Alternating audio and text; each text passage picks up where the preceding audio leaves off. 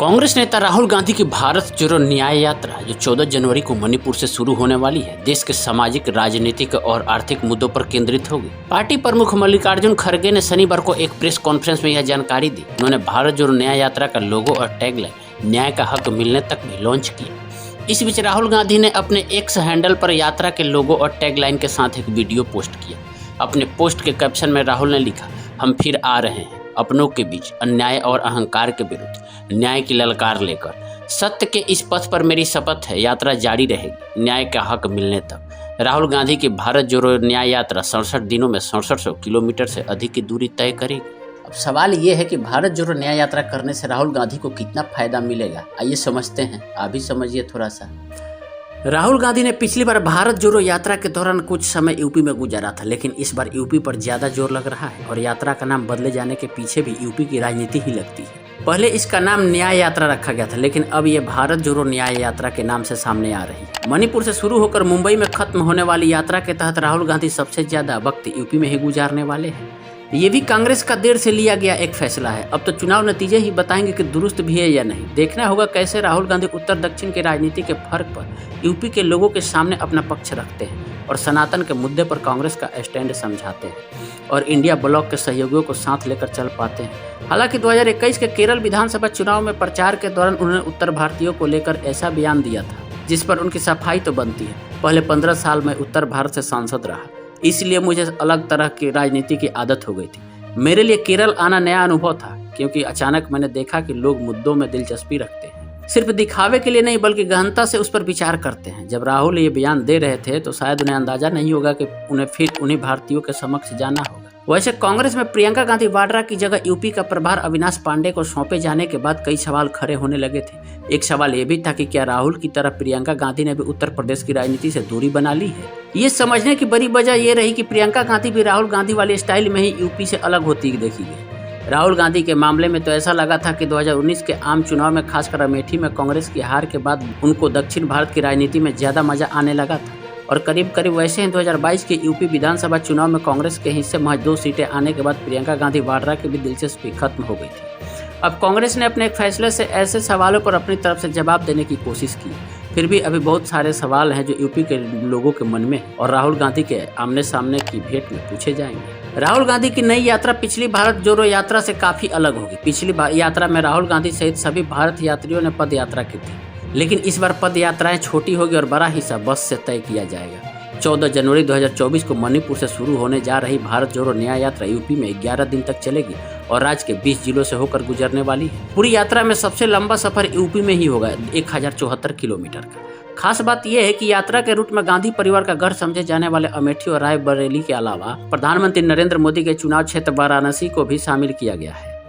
याद रहे ममता बनर्जी ने वाराणसी से प्रियंका को चुनाव मैदान में उतारने की सलाह दे रखी है और ये भी याद रहे कि अमेठी सीट फिलहाल बीजेपी के पास है और केंद्रीय मंत्री स्मृति ईरानी वहां से सांसद है। कांग्रेस नेता जयराम रमेश के मुताबिक भारत जोड़ो न्याय यात्रा में विपक्षी गठबंधन इंडिया के सहयोगी दलों और सिविल सोसाइटी के लोगों को भी बुलाया गया है, लेकिन सवाल है कि क्या सभी सहयोगी दल यात्रा में शामिल होंगे।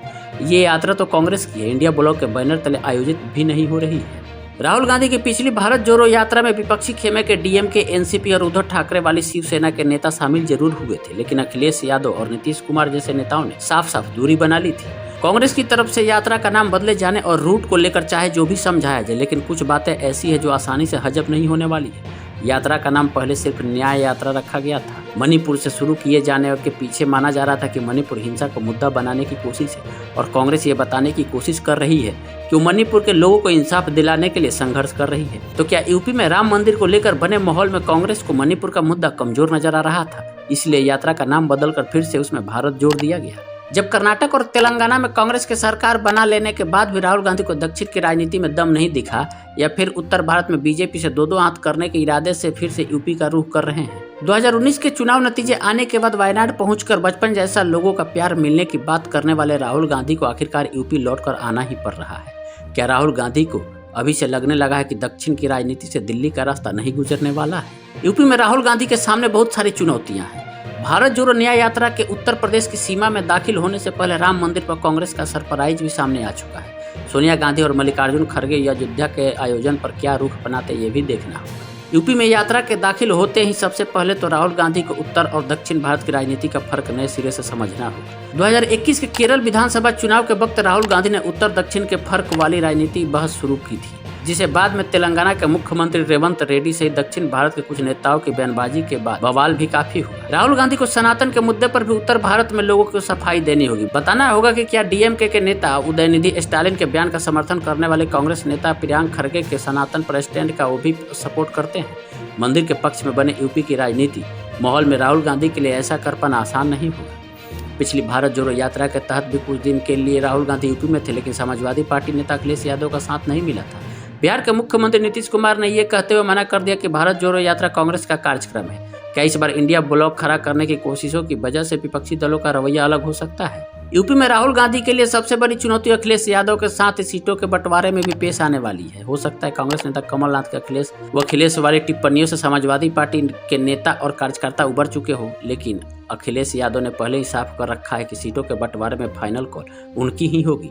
पहले तो यहाँ तक सुनने में आ रहा था कि कांग्रेस यूपी में 40 सीटों पर चुनाव लड़ने के लिए गठबंधन में दावा कर सकती है, लेकिन अब तेवर कुछ नरम पड़ने लगे हैं। अब यूपी की 80 सीटों में से कांग्रेस 25 सीटों पर चुनाव लड़ना चाह रही है। यूपी कांग्रेस के नेताओं ने उन सीटों की सूची तैयार कर ली जहां कांग्रेस मजबूत स्थिति में है और चुनाव जीतने की संभावना नजर आ रही है। ध्यान रहे 2009 में कांग्रेस को यूपी में 21 सीटें मिली थी, लेकिन 2019 आते आते कांग्रेस के पास सिर्फ रायबरेली की 1 सीट बच पाई है। रायबरेली से सोनिया गांधी सांसद। ऐसा लगता है कांग्रेस 2009 में जीती हुई सीटों के लिए ही इंडिया ब्लॉक में दावा पेश करने वाली है। हाल ही में कांग्रेस की तरफ से यूपी जोड़ो यात्रा शुरू की गई थी। यूपी जोड़ो यात्रा में प्रधानमंत्री नरेंद्र मोदी के खिलाफ वाराणसी से चुनाव लड़ चुके प्रदेश कांग्रेस अध्यक्ष अजय राय ही सबसे बड़े नेता नजर आ रहे थे। पहले दिन गांधी परिवार के प्रतिनिधि के तौर पर कांग्रेस प्रवक्ता सुप्रिया श्रीनेत भी तस्वीरों में नजर आ रही थी। अगर भारत जोड़ो न्याय यात्रा होनी ही थी तो यूपी जोड़ो यात्रा में समय और श्रम खर्च करने की क्या जरूरत थी, और अगर यही करना था तो राहुल गांधी यूपी जोड़ो यात्रा में शामिल होकर आने वाली फिल्म का ट्रेलर तो पेश कर ही सकते थे। देखना है कि ये 2024 में ये भारत जोड़ो न्याय यात्रा राहुल गांधी का कितना असरदार होती है और इसका जनता पर कितना असर पड़ता है, ये तो अब समय ही बताएगा।